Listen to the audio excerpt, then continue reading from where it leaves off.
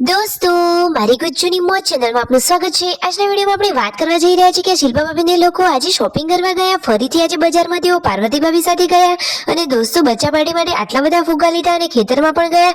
અને આજે તો ઠાકોર ફેમિલી માટે એકદમ ખુશીની વાત છે। કઈ વાત કે મિતાંશ તો આજે પહેલીવાર પાપા બોલ્યો।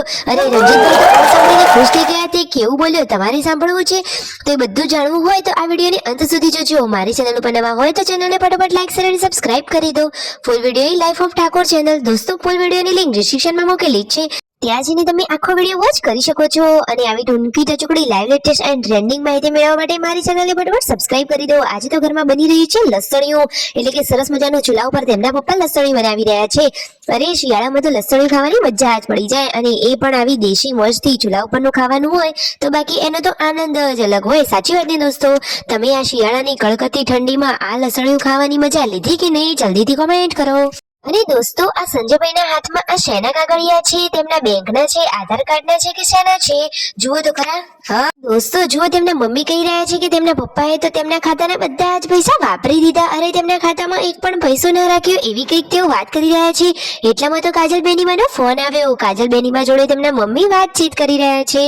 તેઓ સમાચાર આપી રહ્યા છે આજે તો ઘરે ભાણાભાઈ એટલે કે તખાજી આવે છે અને બધાએ હળી મળીને આજે લસણિયું ખાધું, એવી બધી માં દીકરી વાતચીત કરી રહ્યા છે। અને આ શિલ્પા ભાભી અને યશવી બધા લોકો તૈયાર થઈને ક્યાં ચાલ્યા? અરે ફરીથી તેઓ કઈ શોપિંગ કરવા જઈ રહ્યા છે? અરે ના દોસ્તો, તો યશવીનું તો આધાર કાર્ડ કઢાવવાનું છે, તો એટલા માટે તેની ફોટોગ્રાફી પણ કરાવવાની છે।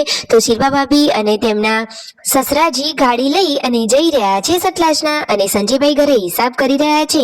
બધો જ હિસાબ સંજયભાઈ કરે છે ઘરનો। અને જુઓ જમવાનું રેડી છે, સરસ મજાની તમતમતી દાળ ઢોકળી અને ભાત, સંજયભાઈનું તો ફેવરેટ છે।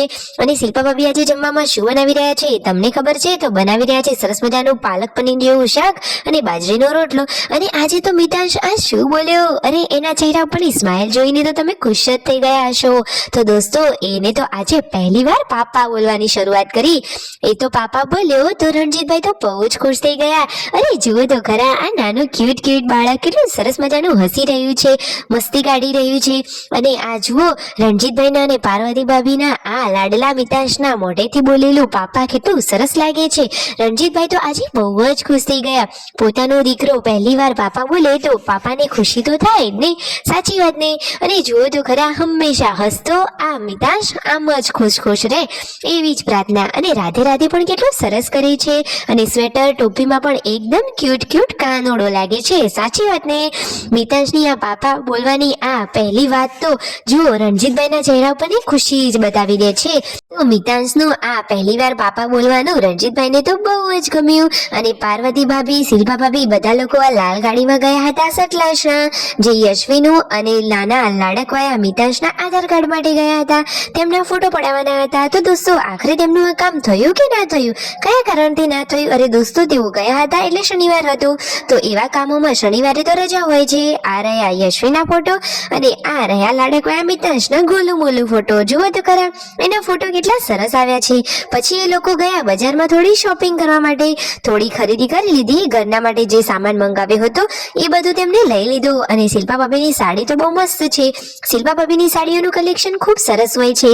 અને પછી તેઓ આવી ગયા આ કાપડની દુકાનમાં, બ્લાઉઝના તેમને કાપડ લીધા। હવે શિલ્પા ભાભી તો બ્લાઉઝ સીવવામાં એક્સપર્ટ જ છે, તો ઘણા બધા કાપડ લઈ લીધા છે। જેમ જરૂર પડશે એમ બ્લાઉઝ તેઓ બનાવી દેશે।